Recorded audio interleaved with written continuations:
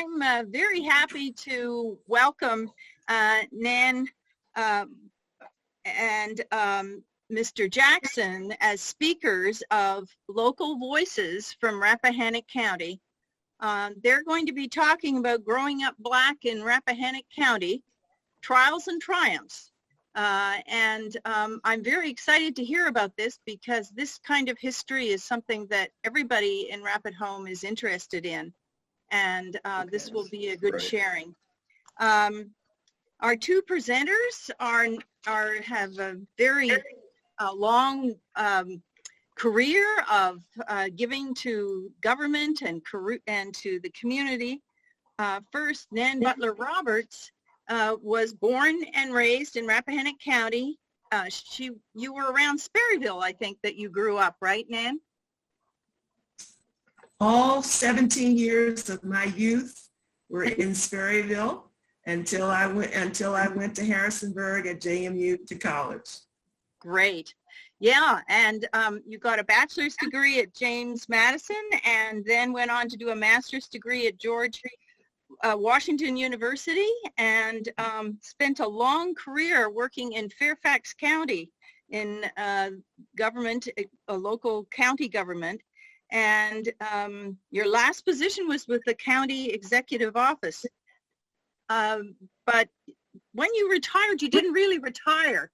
You continued to do lots of civic and religious organization work and volunteering. And I know in Rappahannock, you've run many things, such as the Martin Luther King birthday celebration for 18 years.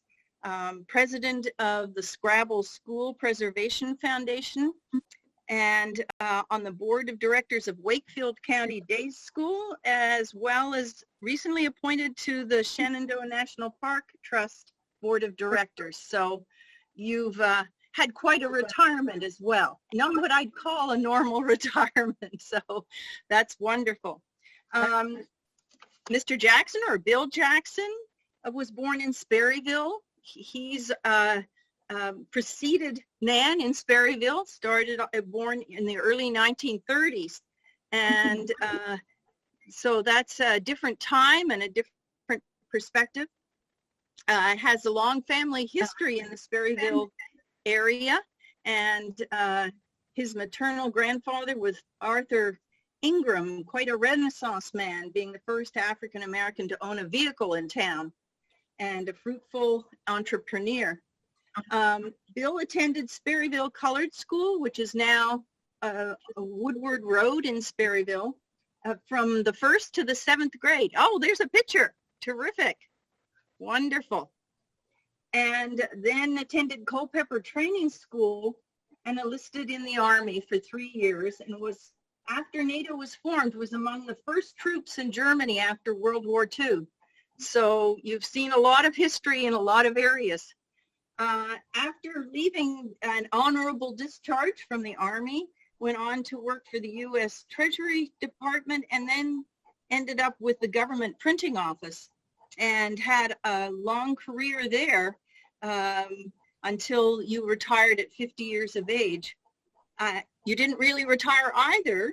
You then continued to do employment in the private sector as a senior government representative for custom printing for 20 years. So that's 3 careers.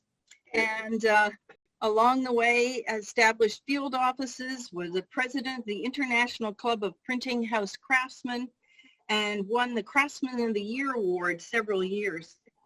And is now a trustee and deacon of the Pilgrim Baptist Church in Silver Spring, Maryland, where you now live, and has been a member of that church for 40 years. So welcome to both of our speakers who have had long and notorious careers, but all started in Rappahannock County. So we'll be very interested in what you have to tell us. Nan, I'll let you take it over from here. We'll hold the questions until after Nan and Bill have presented, and then we'll open it for questions. Okay? Okay, great. Thank you so much, Rapid Home, for this opportunity to be with you this morning. Thank you so much, Christy, for all your work. Thank you, Patty, for persevering.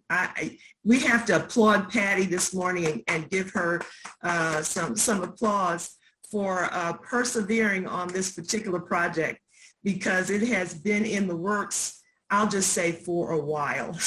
I won't say how long.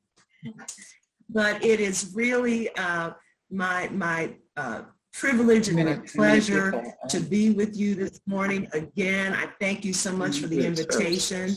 And I'm so pleased and honored to have who I say is my uncle.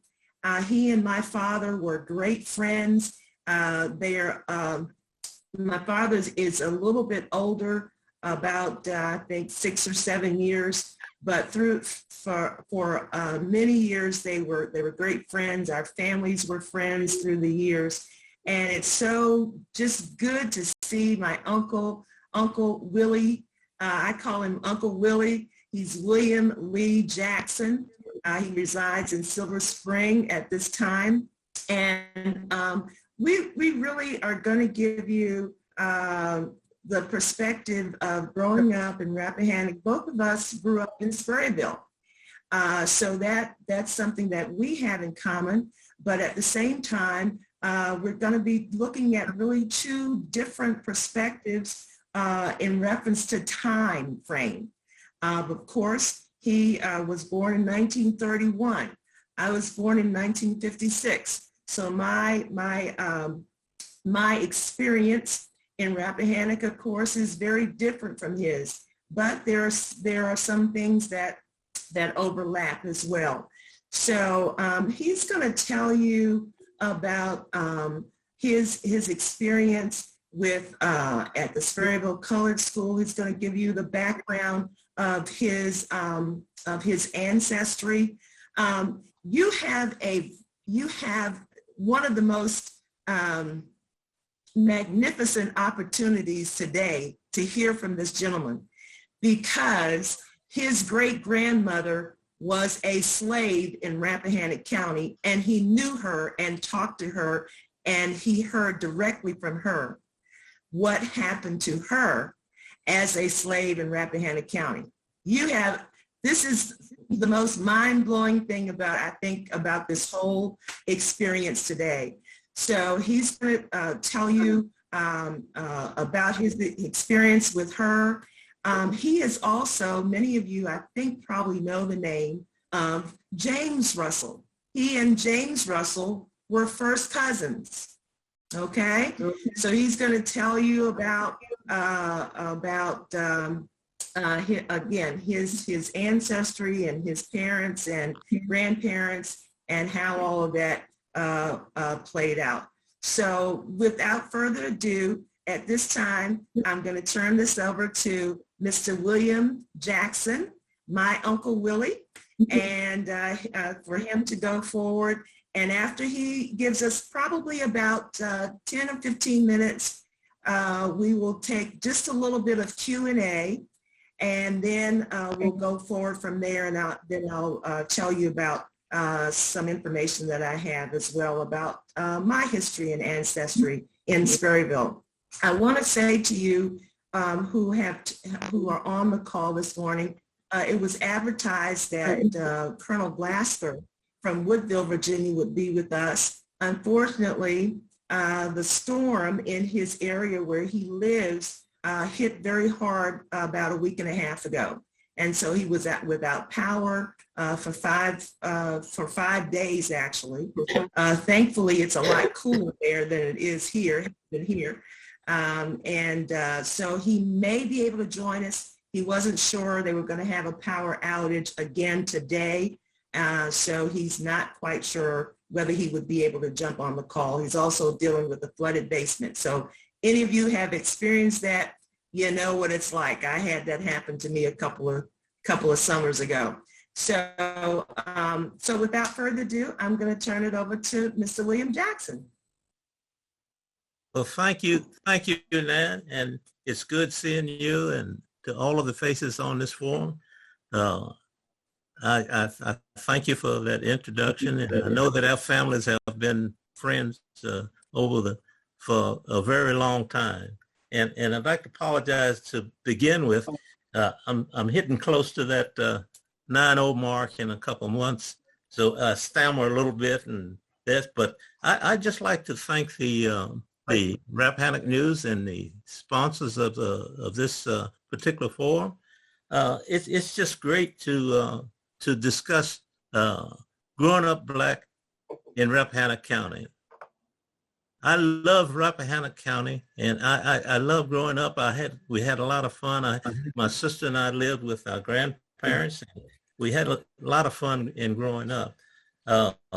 I'd also, first off, I'd like to thank the Rappahannock News, particular, I believe it's Shannon Hart, for an article she wrote a couple years ago. It's called "An Anonymous for His Time," and it was an article about my grandfather, J. Arthur Inghams. And now when people ask me a lot about my grandfather and all that, I just pull out the article and show them, you know. As already said, my name is William Lee Jackson. Some people in Spurville, they used to call me Willie Lee. When I went into the government, they cut all that out and started calling me Bill. Anyway, when I growing up in Rappahannock County, I went to the school that's now, it's called Woodyard Road, I guess it is. And we had all 7 grades in one room. And it was quite a unique experience, particularly in the wintertime when it got a little cold. We had one big stove that sat right in the middle of the school.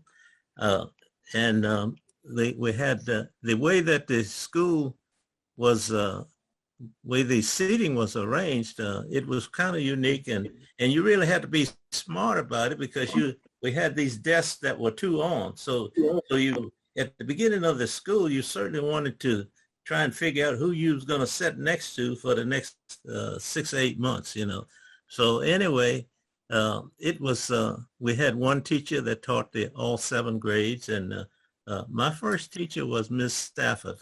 She was a lady from, I believe she was from Charleston, West Virginia up there, and she was really a great person. She had the respect of just about everyone in that school, because when you have 7 grades, you go from a 6-year-old up to, and we had some people that was up close to 20 in the 7th grade, because some of them had to skip school to work and all that, and so you might wind up with a grown man in the 7th grade, 6th or 7th grade. But we had no, there was no facilities in the school as far as toilet facilities and all that. We had an outhouse down back, and for water, we had to go about a half a mile to bring water back for the drink. As far as our recreation goes, we didn't have nothing like basketball or football or anything of that nature. We had a stick and a ball, and at recess we'd get out with a stick and a ball and play ball. But through it all, I look at those times as some of the most influential on my life. Was those 7 years that I spent in the Spurville Color School. When I finished the 7th grade was when they actually closed the school. In 1945, the school was closed for consolidation. There were very few students then, and the school was closed, and all of the children was consolidated, and I felt great because I graduated from the 7th grade, and now I went to the first year of high school was at what was then called the Culpeper County Training School. This was a school, this was supposedly a high school where where the state had combined 5 counties: Culpeper, Warren County. No, not Warren County, but Orange, and all of those 5 counties around Culpeper, and we were bused to that. In the mornings, I would catch a bus down in front of Spurville, in front of the corner store down there, and it was the bus would go from Spurville to Little Washington, back up to whatever route that is. It goes through to Five Forks, back over to Woodville there, picking up children along the way. I think somebody told me that it was 40-some miles one way. So that was about 80 miles that we traveled in a day. I had to catch that bus. We had to be out there about a little after 6 o'clock, between 6 and 6:30 or something like that. But unfortunately for me, we had cows up the lane there past the Russell place, and somebody had to get up in the morning and milk those cows before I went there in school. So anyway, that was a little trying times, but it didn't last long. And anyway, when I left Culpeper, that's when I left that school. That's when I went into the military, and I stayed in the military from 1950 to 53, and I came back and started working for the federal government at the Bureau of Engraving, and then I went over to the government printing office, and this was where I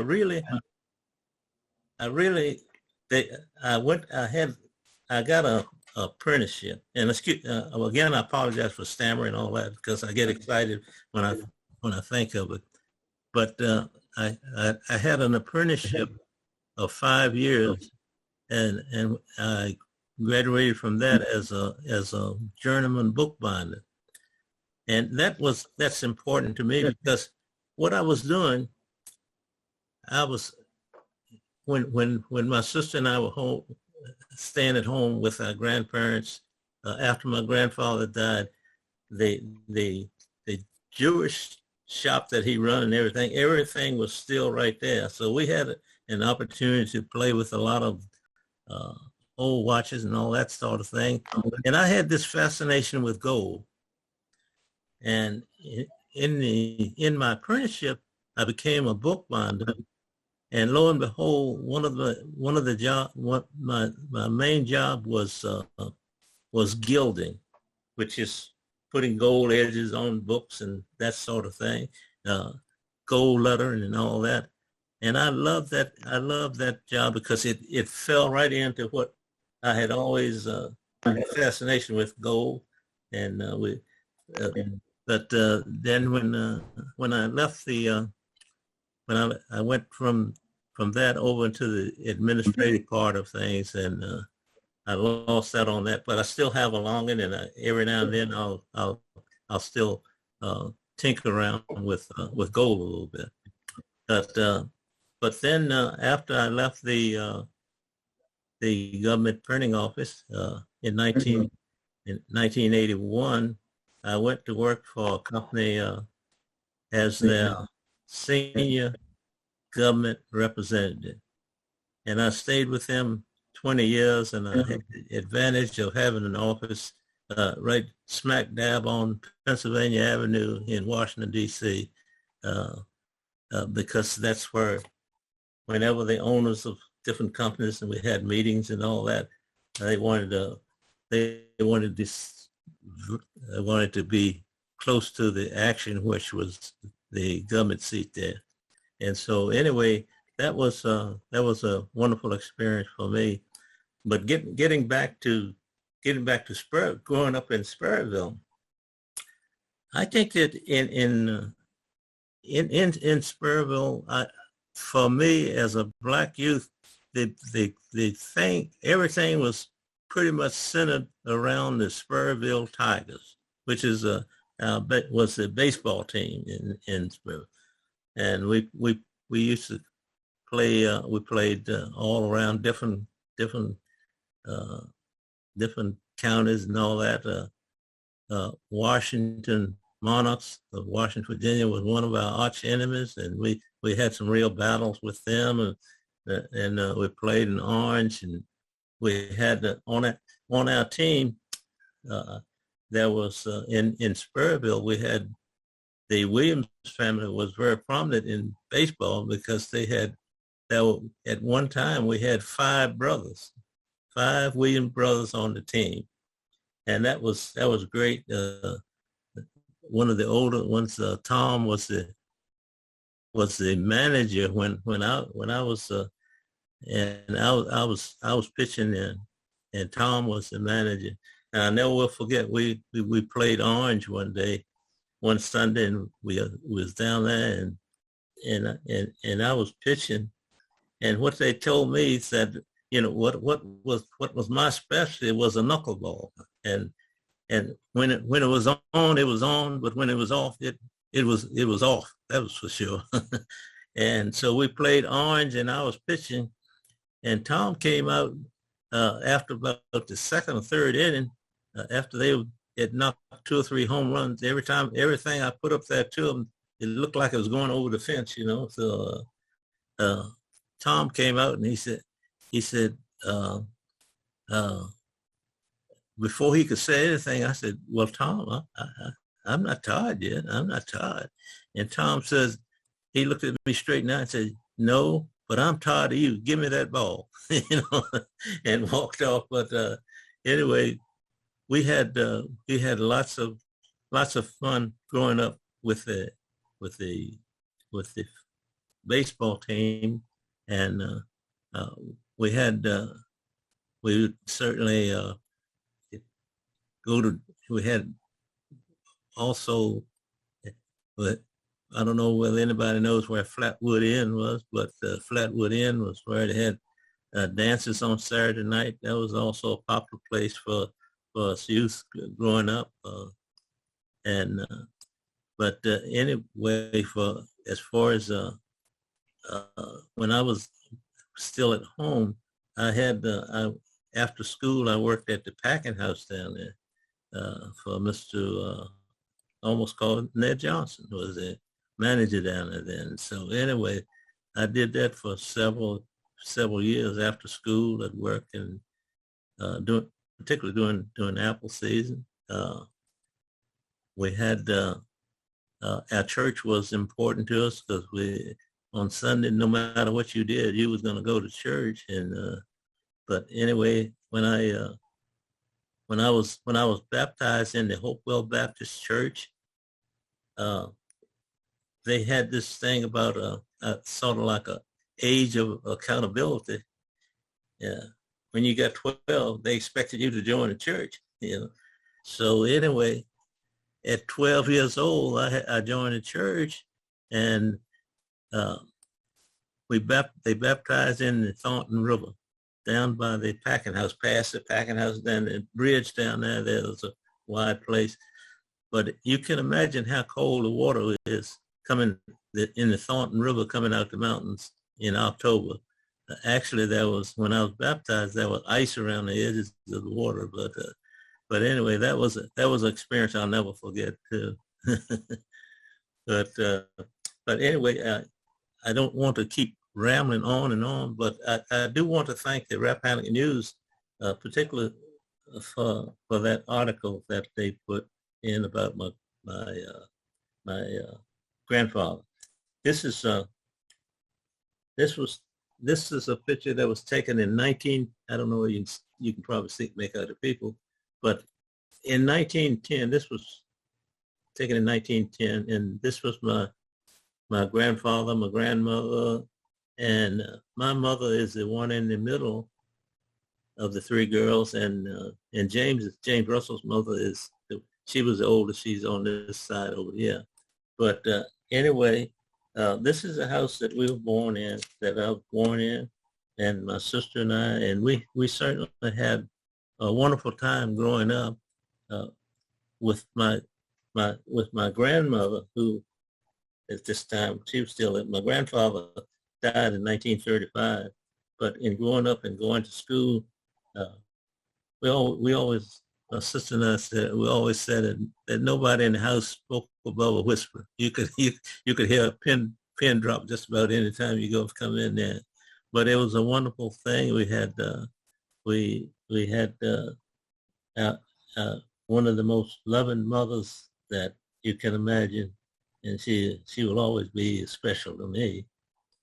But uh, the car that somebody mentioned, we would my mother certainly would take us for a ride every Sunday, and we'd ride around the county.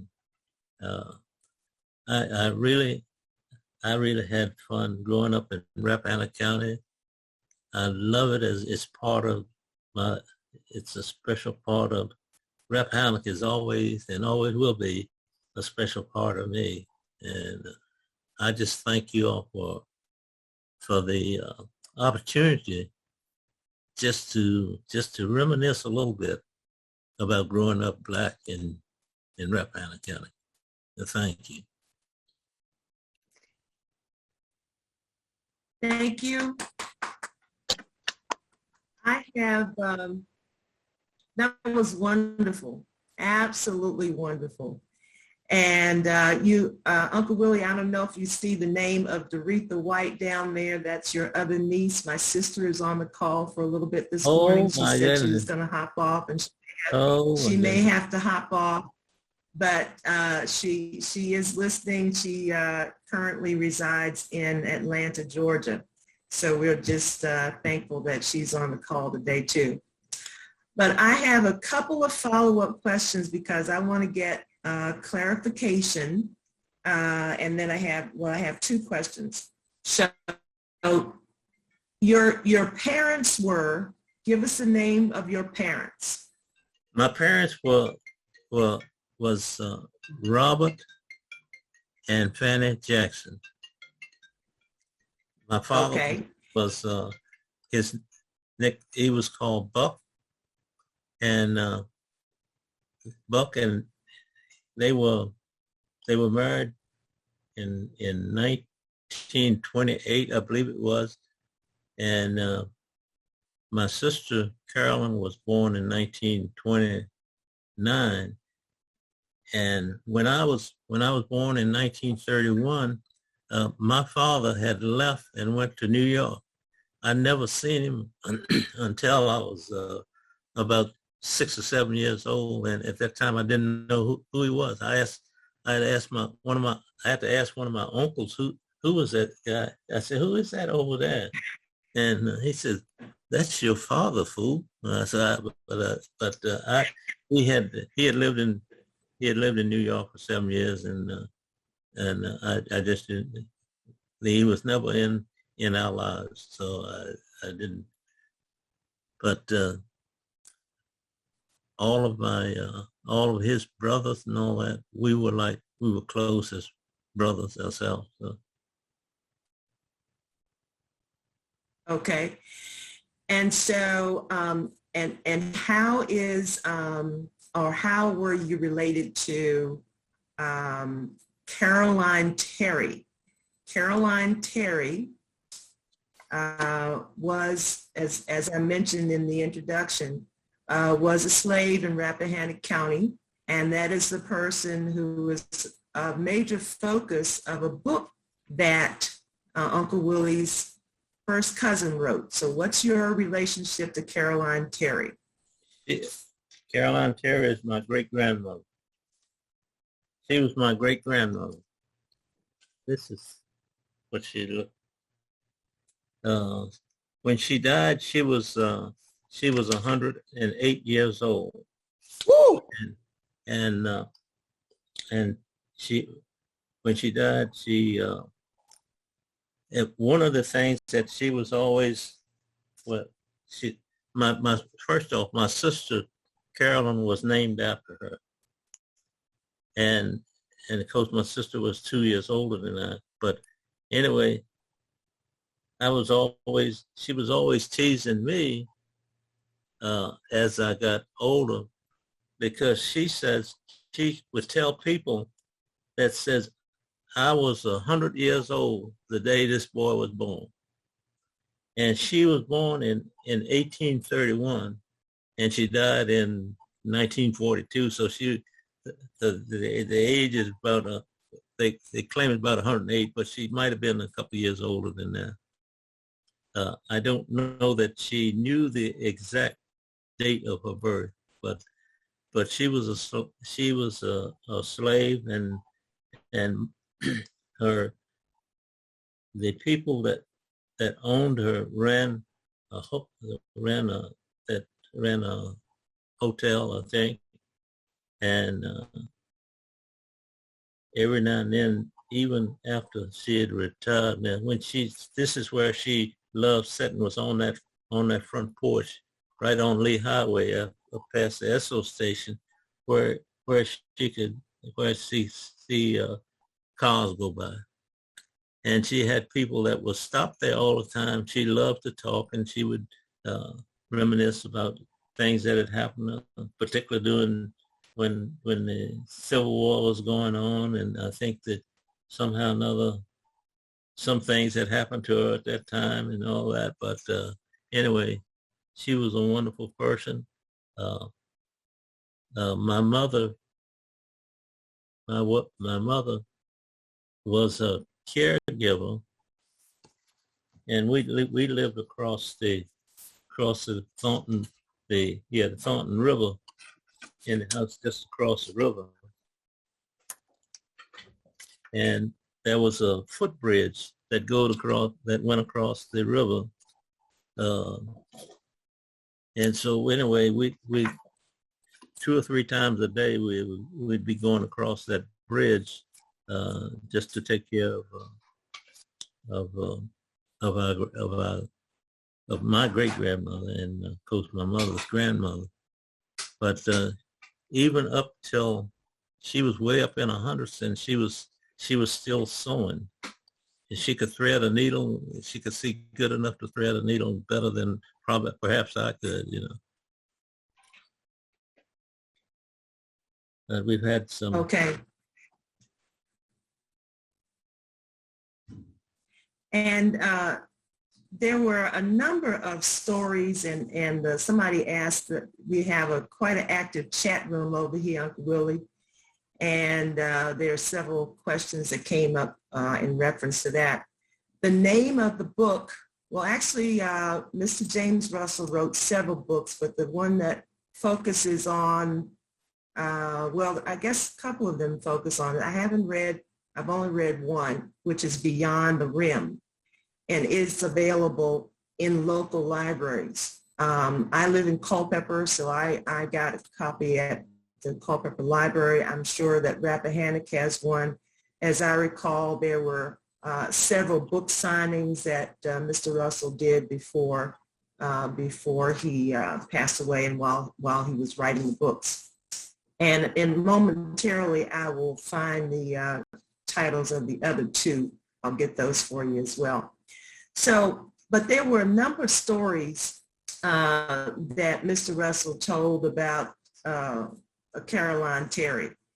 And Uncle Will, I'm going to give you an opportunity to talk about any story or anything that kind of sticks out in your mind, something that you gleaned from your great-grandmother and being in her presence. Was anything in particular that she told you about that was very memorable, or something that you've carried with you till today? Well, actually, the book that James wrote, Beyond the Rim, and I'll tell you how the title to that come up. For somebody that may not know if you have to read it.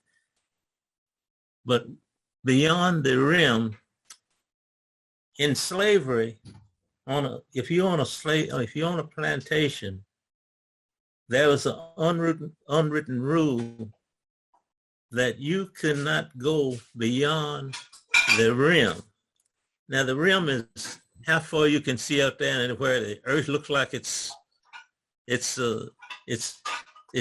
there's a rim around you. It's how you see the land around you, And slaves this was an unwritten rule for them. They could not go beyond the rim. If you but anyway, getting back to James, my cousin who wrote the book, he tells you in the beginning of it that he's a storyteller, and the stories that he has included in that book were things that he has heard as a boy, and in other words, they were just sayings that came up in conversations with different people in the county, with older people in the county. The term Sister Carolyn, I've had a little hesitation about that. That's what he called it, and he explains it in the book how he called her that name. But I can't imagine as a child going up to an older person and calling her sister. In other words, I know that's something that I wouldn't have called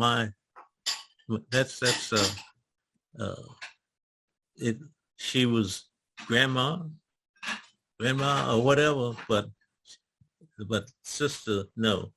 But anyway, there's other things in the book that come up that are quite interesting. And there's some mention about my grandfather in there.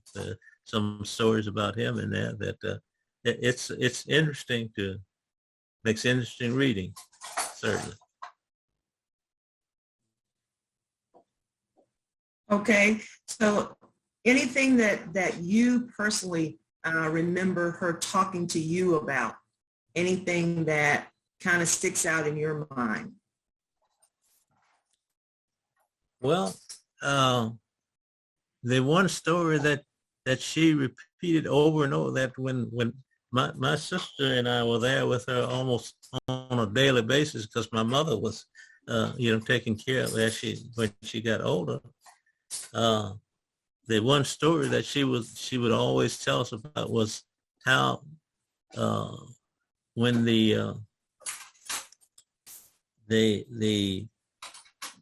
during the, I guess it's maybe Civil War, when the soldiers had come, they were in, this all around in Spurwell, and the people the people that owned her, there was a pool they had, and apparently she said that one of the Yankee soldiers was dancing or something around the pool and fell in the pool, and she started laughing, and another soldier cocked his gun and put it at her head. And so anyway, that was a story that she told over and over, not only to my sister and I, but to everybody, to that knew. And there was other stories similar to that she would tell. The people that owned her, she had great, I can't say love for them, but she had great feeling for those people, even though they owned them. And what were the question that's come up in the chat room? What were the names? Do you know the names of the enslavers? What plantation it was or where it was located? Well, I'm not up to calling it. It's public information, because there's an organization, I'm sure somebody knows about it, that's called it's called the Trail of the Civil War or something, that they follow people who was actually close to what was happening in the Civil War. they follow certain armies and all that and what they did during the Civil War. In Spurville, what is now it used to be it was a high school. Now it's the Emporium, I believe. They have there's a plaque that was put there by this Civil War Trails. And it has information on there concerning my grandmother, who it was that owned them, and what happened to her as far as she had 3 children by the owner, and the owner's name is on that plaque and all that. So I'm not really this is nothing earth-shattering or anything, because this is on the plaque, you know. Who is it? The plaque, I don't have a picture of it, but it's right near the bridge, right. It's right on where the little bridge comes across the Thornton River there. There's a plaque down there with her picture on it. And the picture, I did have it. I don't. This is a picture, if you can see it. This is a picture of my great grandmother about the age of 19. This is a picture that's on that plaque in the down by the Emporium. I don't know. I wound up with the tin. This is a tin. It's blowed up a little bit. I don't know who taken that, because she not much over 19 there. And even though my grandfather, Arthur Ingham's, with the jewelry store and all that, he also did photography, and he made pictures on tins. But the timing is right. This is he wouldn't have taken that, because the timing is wrong. But anyway, that's in that the Historical Society, they were going to put one of these historical markers right below where 522 and 211 comes together, that the station. One of these, you've seen the historical markers. They're silver, you know, they mark a historical spot. There was supposed to be, they were going to put one of those up, because my great grandmother, and during one of the battles, after the battles, they had her and other slaves go out and recover bodies, and my grandmother had found a pistol, and it kept it in her family for a long time. But this historical marker that they were going to put up, they couldn't determine the exact date when that happened. They knew that there were battles where the soldiers had come through Spurville, but they couldn't figure the exact date. And for those type of markers, you have to have an accurate date for it. But that's why they wound up with the little plaque that's down by the Emporium down there. Did she by any chance mention a souvenir that she gleaned from one of those burial sites? That's what it was. There was a pistol that she found on the battlefield, on the field where there had been a battle. Okay. Really fascinating stuff. Really fascinating stories, and I'm just sitting here still enthralled about hearing all of it. I'm going to because of our time, I'm going to kind of move on to the little story that I have to tell. And I'm going to try to share the screen here. Hopefully I can do this.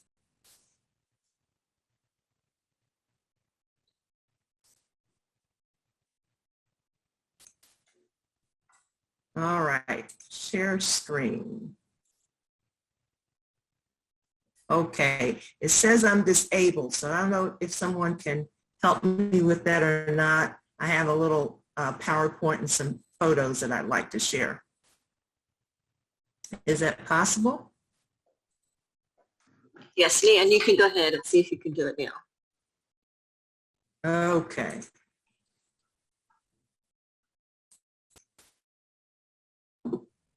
All right. Is everybody able to see that? Miss Got it. Got it. Okay, wonderful. So I'm going to talk about a few things that Uncle Willie shared, and I have some photos as well. Some folks asked about the book. Here is the book cover. It has a picture of his great-grandmother on the front. It's called Beyond the Rim, From Slavery to Redemption in Rappahannock County, Virginia, and by Uncle Willie's first cousin, James Russell. I'm getting a message that my internet connection is unstable, which means I may sound a little wobbly, but that's the reason. Okay. This is a photo that's in the book. It says, it captions, Mrs. Caroline Terry was 101 years old at the time. She's sitting on her porch after freedom. And again, this is in Sperryville. And I'm thinking this is the house, Uncle Willie, that you mentioned that she lived in on 211. Yeah, it's just past up around the bend from where the Exxon station is on 211. Okay. When you leave Okay. 522. Right. This is a photo of Mr. Ingram. This is Uncle Willie's grandfather. And he was born 1858, what I was able to find, and passed away in 1935. Anything else you want to say about him in reference to some of the things that he was involved in? We talked about him, of course, owning that first car in town. He was quite the entrepreneur. Tell us a little bit, you know anything about the real estate that he was involved in? Well, at one time, and on the picture, his name is Ingram, E-N-G-H-A-M. But Okay. He had, in addition to the mill, which was up just above the bridge there, there were other land that he had up farther up near the Cab Inn and up in that area, and the house that's there was a big house that's set on the corner of I don't know what road that is that goes up to where the Hopewell Baptist Church is now. That house on the corner, when I was a boy, we still owned that house there, and there were other properties all around town that they owned, but that's what the article says. And Okay.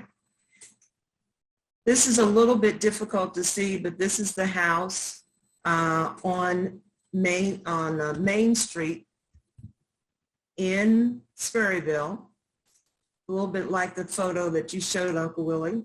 yeah, And this is the family. This is the family out in front of the house. Now, I don't know if many of you saw in the chat room, this is the same location where before and after is in Spurrierville now. Okay. This is a little bit more recent photo.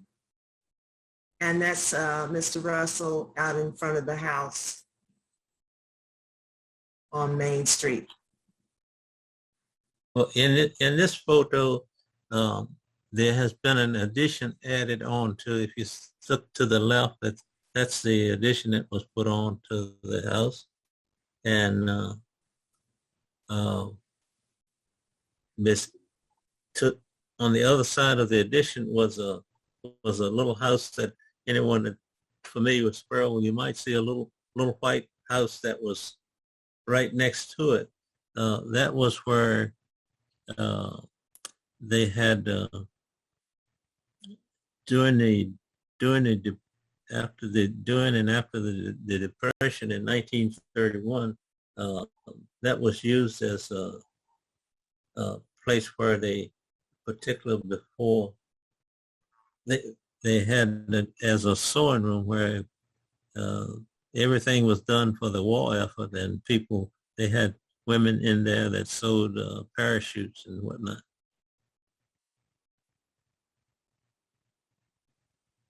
Okay. And before that, this is the house on, oh, go ahead. Yeah, there was that same little house was used to make caskets in the late 20s and 30s. It was there was a planing mill back down near the river, and they made caskets in there. That was when there was after the Depression, there were several poorhouses in the county, and when folks died in the poorhouse, they would make the little pine caskets in that little house there. Wow. This is all great information. This is some of these things I'm hearing for the first time, folks. This is the house on Woodward Road. If you turn off of Main Street, headed up to Woodward Road, this is Mr. Russell in front of his parents' house there in Spurrierville. This is a photo of Mr. Russell. Many of you remember him, and a photo of him at that time. Now, this is a photo that Uncle Willie sent me just on yesterday, actually. This is a photo of the Spurrierville Colored School, and it was originally located on 211 at the corner of 211 and Oven Top Road. And the listing of some of the teachers, earliest teachers, H.R. Russell, and Uncle Willie, correct me if I'm wrong, but H.R. Russell was Mr. Russell's father. Is that correct? Yes, it was, and his father was named H.R. Russell also. So, and they both were teachers. Oh, okay, that could get confusing. Yeah, was one a senior and one junior? No. Was one senior and one junior? No. No, just both H.R. Russell. This H.R. Russell here is they're talking about James's father. Okay. But his grandfather also was named H.R. Russell, and he was also a teacher. But this H.R. Russell here, in addition to being a teacher, he was also a court scribe. If you ever had to go to Little Washington or wherever the seat is now to look up old titles, get titles for land or whatever, and you see the document is it's written in scribe. It's scribed with the old type of English writing and all that. That's what H.R. Russell was. In addition to being a school teacher, he was also the court scribe. So it's, if you ever get have to get an old document and you see that it's scribed, you'll know that possibly H.R. Russell was the one that scribed it. Okay. All right. And then of course the school was moved on Woodward Road. And this is much what it looks like in disrepair today. According to this photo, the lot in the building was purchased by Mr. C.C. Lewis. Many of you remember Mr. Lewis. His son, excuse me, his son still lives in the house that's beside the school on Woodward Road. Thomas Lewis. Many of you know him because he puts up this huge Christmas display every year, and many people have been enjoying that over the years. And that was a huge family. Mr. Lewis had 11 children, as I recall. Thomas is the last of those children still living at the house on Woodward Road. So I'm going to transition here because we have the schoolhouses and just talk about my background. And it never occurred to me until somebody was asking me about my history and about where I went to school and those kinds of things, that I went to 3 different elementary schools, not by choice, by circumstance.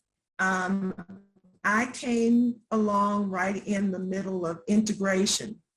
And I spent my first 4 years of school at Scrabble School in Castleton, Virginia. I caught a bus at my home, at my parents' home in Sperryville, on the west side of Sperryville, going up toward Luray. And I had wonderful teachers there, Miss C.A. Williams and Mrs. B.B. Austin. Mrs. Austin was from Lynchburg, Virginia, and she came into the community and stayed during the week and then went home on the weekends. Miss C.A. Williams lived now what's called Tiger Valley, down Tiger Valley in Washington, Virginia. So she drove each day to Scrabble. She was considered the principal. She had the higher grades. This was a 2-room school. Many of you, if you've not been there, we would love for you to come and visit.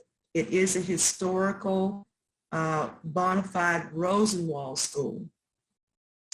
And the funds came from 3 sources, from the Rosenwald Fund, from the white community and the black community.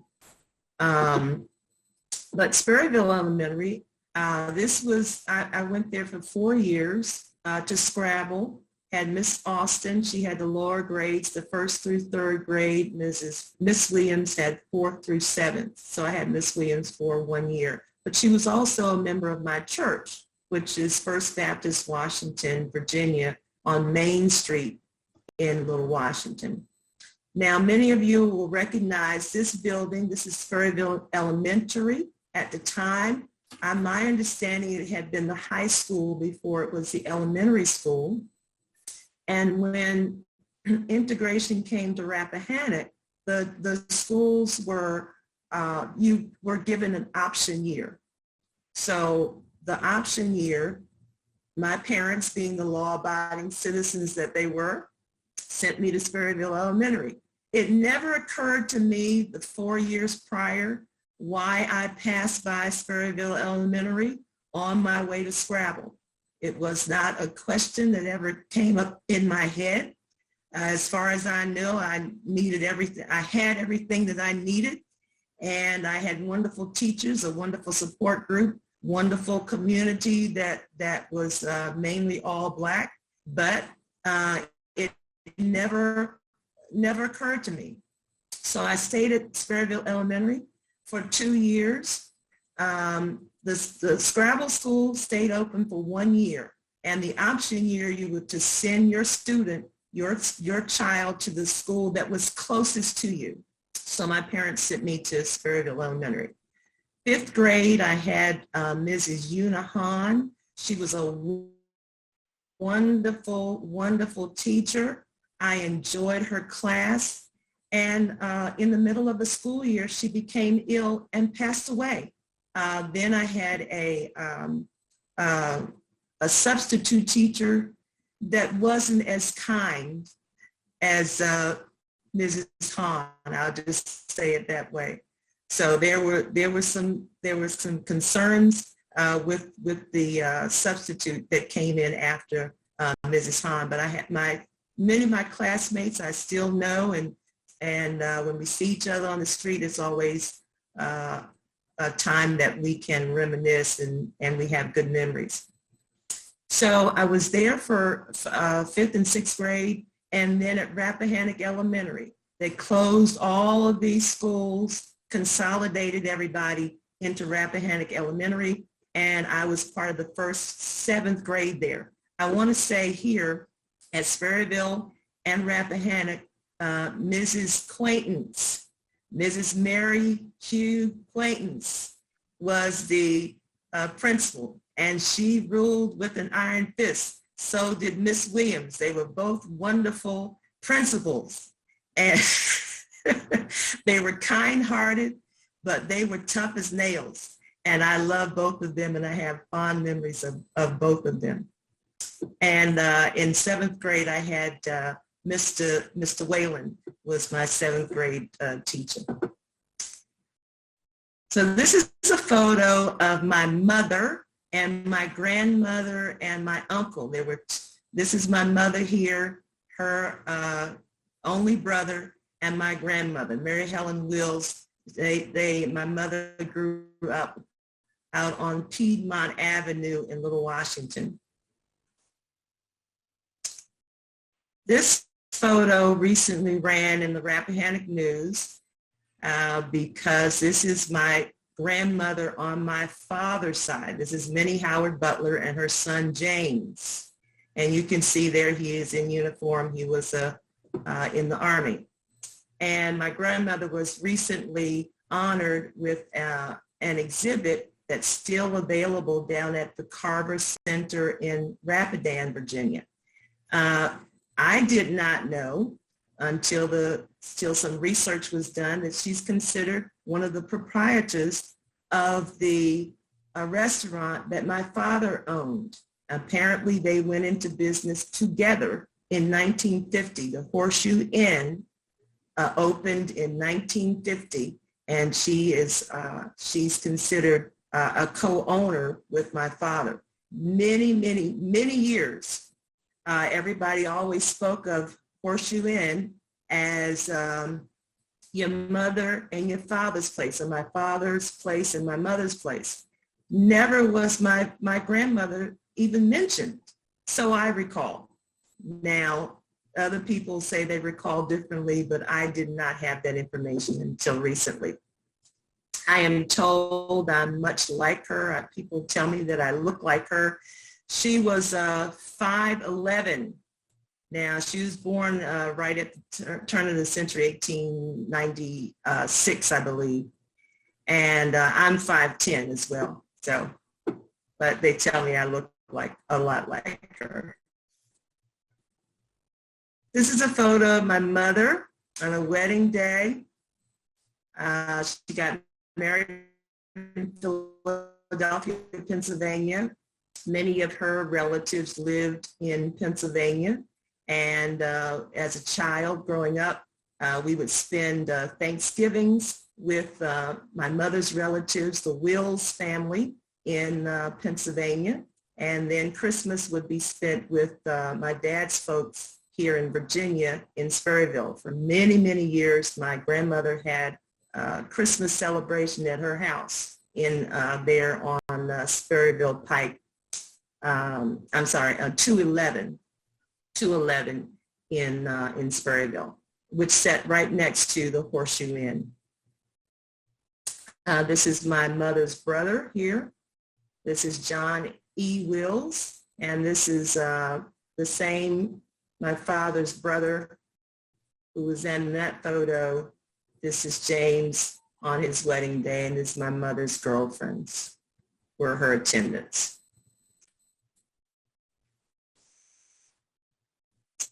This is a photo of Horseshoe Inn. My mother took a lot of photos. Lots of photos. I have, I can't say, just eons and eons of photos. But I'm not sure who took this one because she's in it. This is Mr. and Mrs. Rector from Woodville. There's snow on the ground, as you can see. There's a sign above that says Horseshoe Inn. And many of you know where Mrs. Thelma Jenkins now lives. This is the same location there, opposite from where they make antique tables made daily. So this is just across the street from that location there. And you can see here, it used to be that they would print sometimes now on the back if you actually print out photos, but for this photo it's printed on the side. It says June 61, but of course this is when my mother got a chance to get those photos developed. So I'm thinking it's the winter of 1960 or 61. And this is a photo of me and my mom, and this is on the hillside between Horseshoe Inn and my grandmother Minnie's butler's home. Her home is shown in the background. If you would come over to this area, this is where Horseshoe Inn would be. And I'm probably, I think I was just beginning to walk there about a year old or so.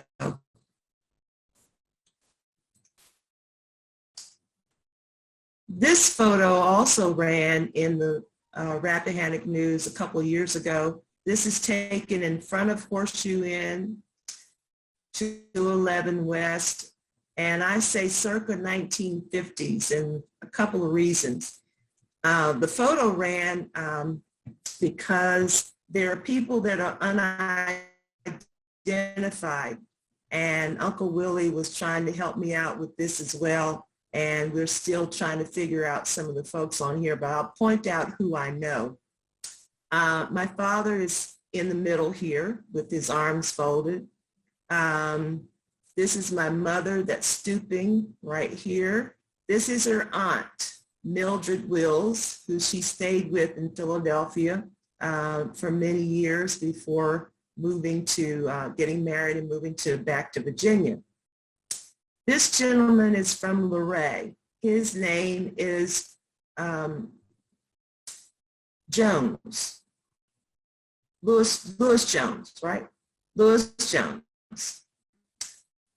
He's from Luray, and this gentleman here is my uncle, my father's brother.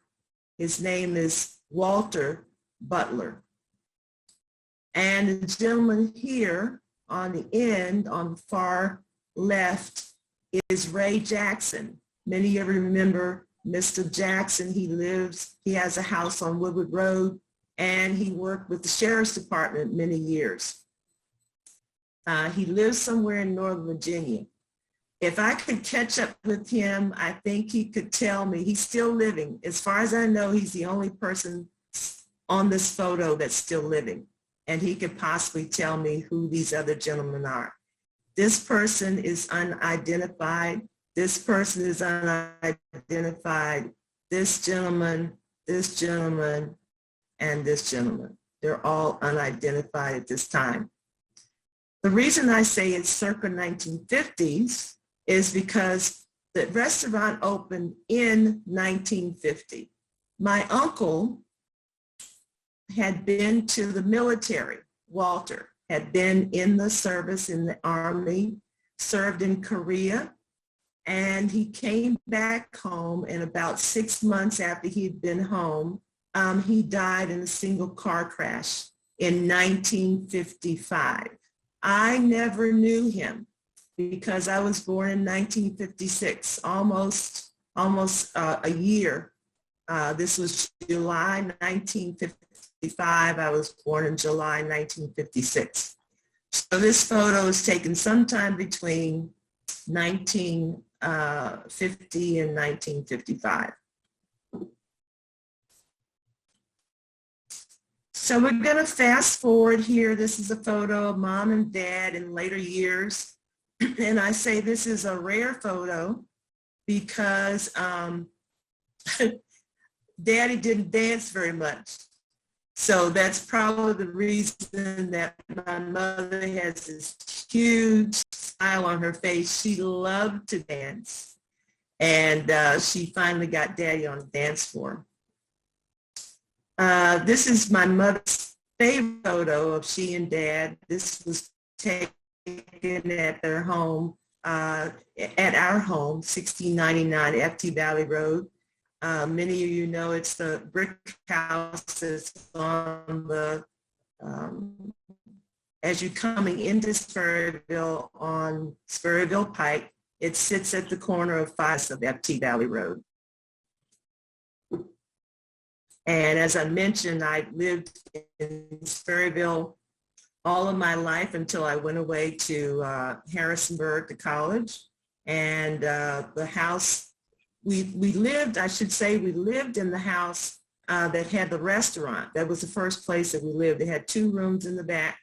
And Daddy was multitasking. He had a house / restaurant / convenience store / dance hall. And Uncle Willie talked about the folks being at the Spurrierville Tigers baseball game, and the ball diamond was just adjacent to Horseshoe Inn. So people would migrate from going to the going to the baseball game to going to the restaurant.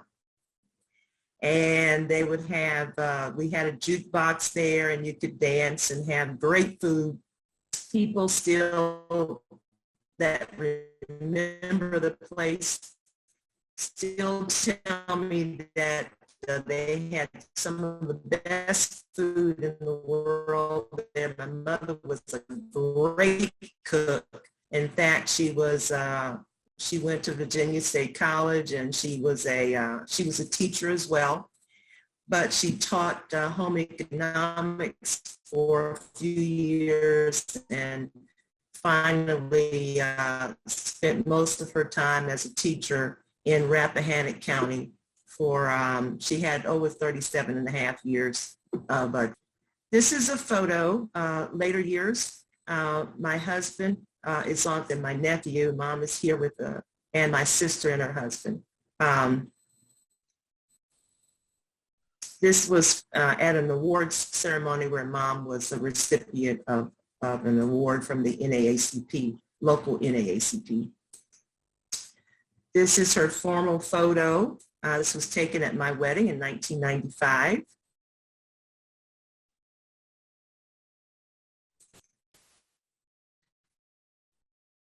And I have a photo here of Uncle Willie up at the gravesite at the Spurrierville Cemetery on Oven Top Road. If you can see this, it says Fanny Ingram Jackson, who was his mother. This was actually taken the day that, many of you remember Mildred Butler, the day that she was buried. That's why you see some cars up here. And we took a time to see some of the other grave sites that were there. Colonel Glaster, this is when he received the Dreamkeeper Award in Rappahannock County. This was during the Martin Luther King celebration in 2016. So that kind of rounds out what we, the formal presentation that we have for you today. If I'm going to go back and check the chat room and see if there's anything there. But if anybody has questions for me or Uncle Willie, I think we'll go ahead and open it up at this time. How's that?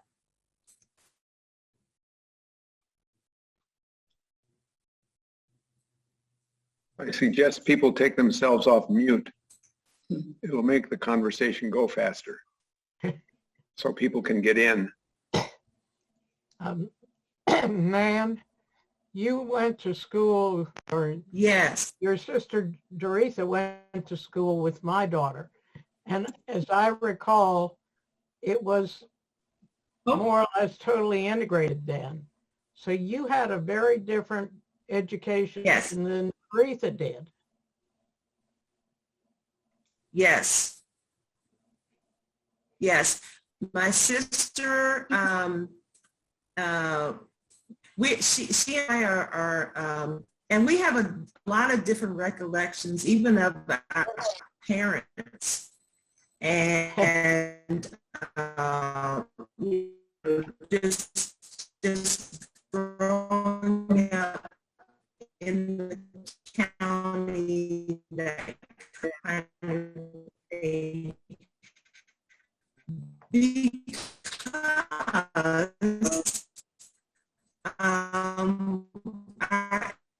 Because of our age difference, we're almost 13 years apart. Segregation and that kind of thing. She really wasn't a part of school. Everything was totally integrated. She only went to high school and then away to college. Different than mine. Any other questions? This is Ruth Welch. I have a question about the colored Sperryville School. It's still standing in disrepair. Is there any effort by anyone to preserve or restore it as a historical building? I know there's grants out there from various organizations, especially for colored and Black history. Just curious about that. As I know it, there are not any efforts at this point. And it was interesting to see that the school and the land was actually sold to the Lewis family. Mr. Lewis actually owns that, or the Lewis family, I would think, owns that property. So it would be something to follow up on and see if there could be some restorative efforts that could come of that, because certainly you're right, there's funds, there's money out there for restoration projects such as that one. Thank you. Nan, this is Packberry. Yes. Hi. You made it sound like integration was really smooth in Rappahannock. Is that true? It depends on who you talk to.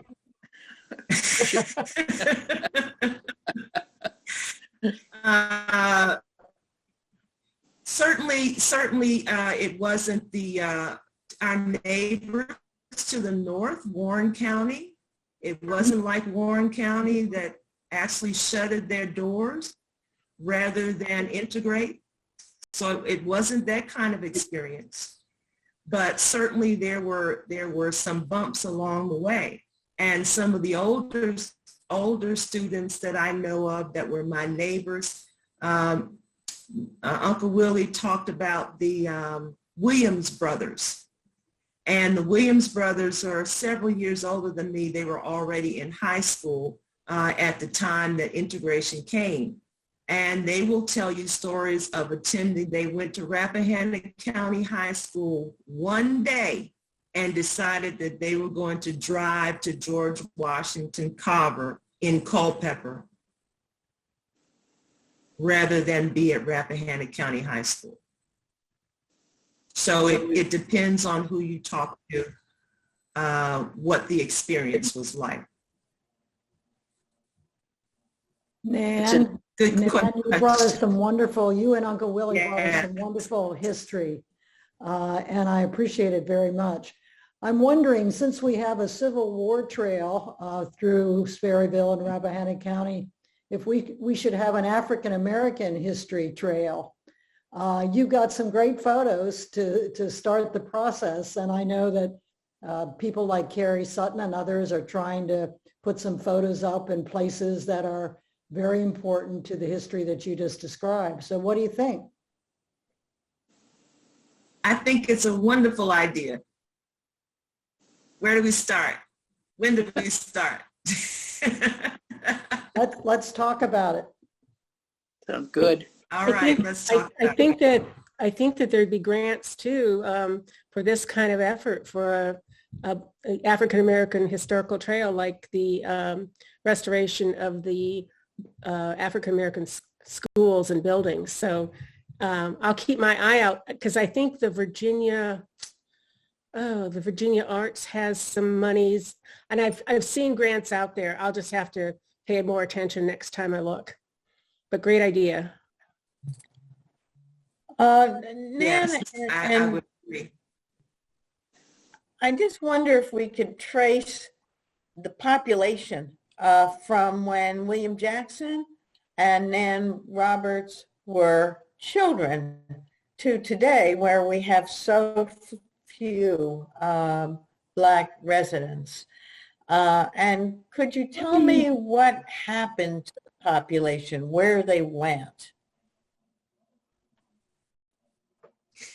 Well, I'm gonna ask Uncle Willie to take a stab at that, and then I'll have some comments as well. The population in Spurville, according to the sign that's just past the school up there, in the 1950s, on that sign it said the official population was 350 for Spurville, and that included the whole area of Spurville. I'm not so sure that it's changed much now. There was a lot of folks. This is a picture of the Spurville Tigers baseball team, and these people lived scattered all around. There were very few blacks that lived right in center Spurville. When there were a lot of folks that were employed on the dairy farms down there. There were a lot of blacks that lived on what we call the line. That was just below the Rappahannock supply place there, across from the Thorntons, before you get to the bridge there. But after you cross the bridge, those were farmhouses. I believe they were part of the Miller Farm, where they call it. And most of the people who lived in those worked on the farm because they had a big dairy farm and all that. I know most of the Williams lived in that area there. Okay. Well, my understanding is that at one time in Rappahannock, the population of African Americans about 30%, and now it's between 3 and 7%. Mm-hmm. And a lot of it has to do with just basic employment and survival. I mean, I know when I came out of school, there was really nowhere for me to become employed. I had a degree in mass communications. So the cities were more than likely calling me. And I did drive back and forth with my father. My father was working at the government printing office at the time. As I mentioned, he and my Uncle Willie worked together at the same location. My father was in the carpentry shop at the GPO. And so I worked, I found a job. I graduated in 1978, came home without a job. I worked part-time at at Luray Caverns for a little bit as a guide at Luray Caverns. I worked there a couple of summers.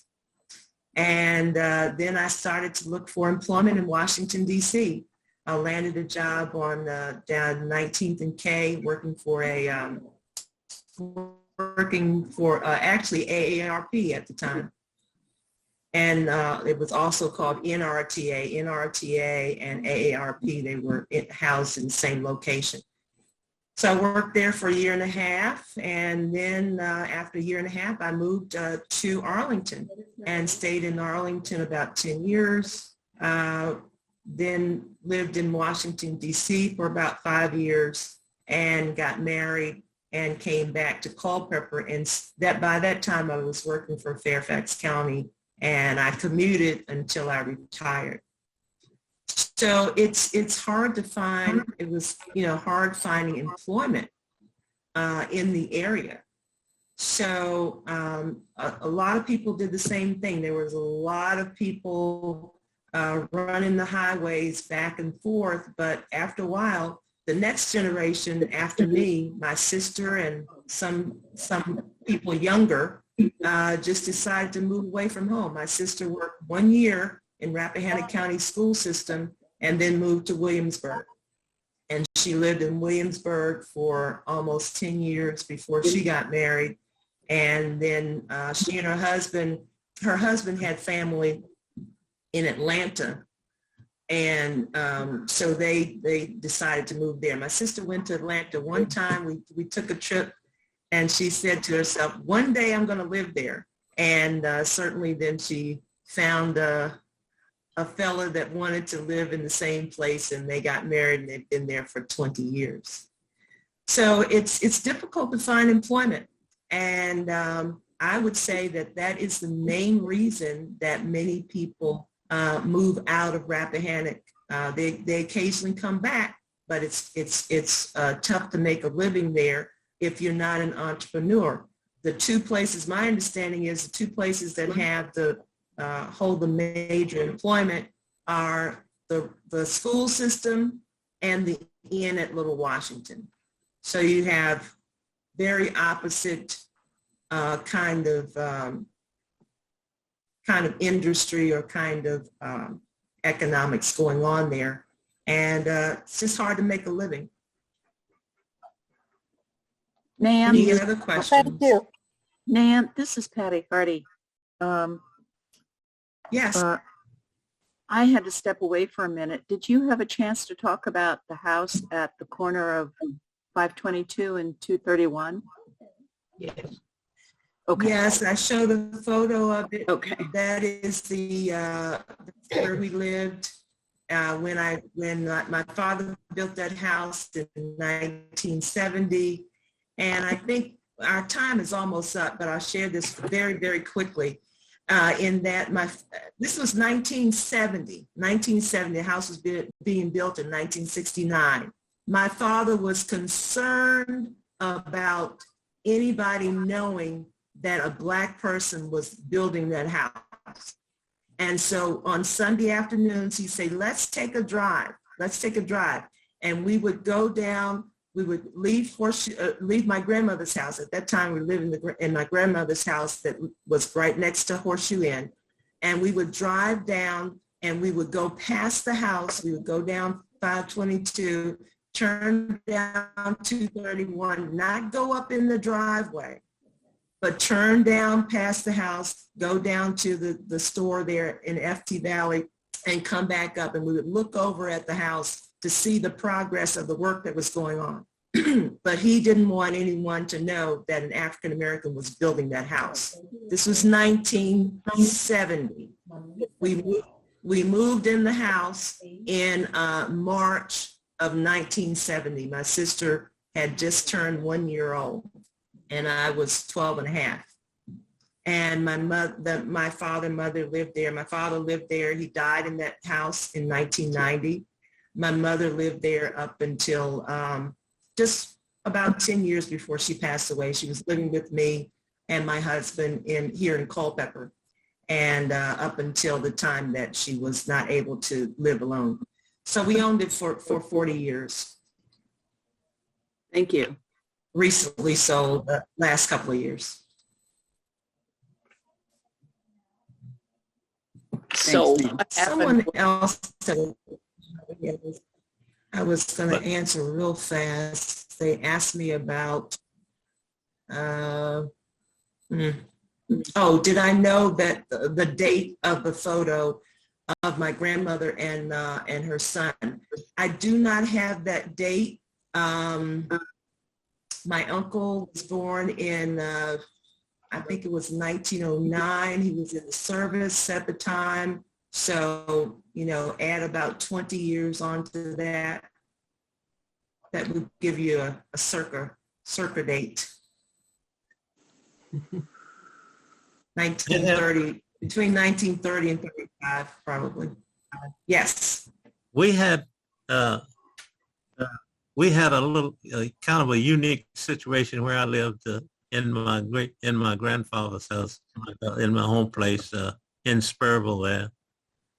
In that, from the time I was about, I guess I was in grade school, from about 10 years up. We had a white lady that lived in our house in the part, the low part, just next to where my grandfather had his. Of course, my grandfather died then, but a lady, she was in a wheelchair, and she must have lived there for 25 years until she died. So the whole time I was growing up, you know, that's about as close as we could get.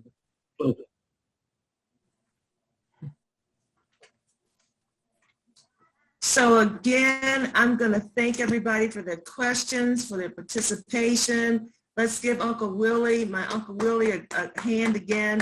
He was marvelous today, just absolutely marvelous. And so I'm going to turn this back either to Christy or Patty to close us out. So Nan, I want to thank you so much. This was just wonderful. And not only was it wonderful today, but in getting some of your stories as we talked about this event beforehand has been a real experience. I know we're recording it, and I know that Patty's going to write it up for the Sperryville News. And I think that some of the other ideas that have come out of this, certainly Ruth Welsh knows about grants, and her knowledge is just terrific to have, but to develop a trail would be wonderful, a great way to keep some of this history alive. So thank you so much. Patty, did you want to say anything? Thank you. Appreciate you. I just wanted to add my thanks too. This was terrific, Nan. And, you know, I think we could probably go on for hours more. And I'm sure people will have lots of questions. Maybe if you don't mind, if they want to send the questions to Rapp at Home, we could send them to you. Good idea. And I will write something up for the Rapp News and probably be calling you, Nan, to get a copy of that presentation. Those are great photos. So just thank you, everyone. Thank you, Nan. Thank you, Mr. Jackson. And thank you to everybody who tuned in to listen to this. Good. And we did record it, so it will be available on a recording as well. Right. Thank you. Send me the link when you have that. Send me the link when you have that, because I'd love to share it with the Scrabble School folks as well. Good. Great. Good. Thank you Have all. a great week, everybody. Okay. Thank you. Thank you. Thanks, you. Nan. Enjoyed it. Okay. Thanks, Mr. Thank Jackson. Thank you, Dan. Thank you, everyone. And Good to see you. Good seeing you. Bye-bye. Bye-bye. Thank you. Bye. you.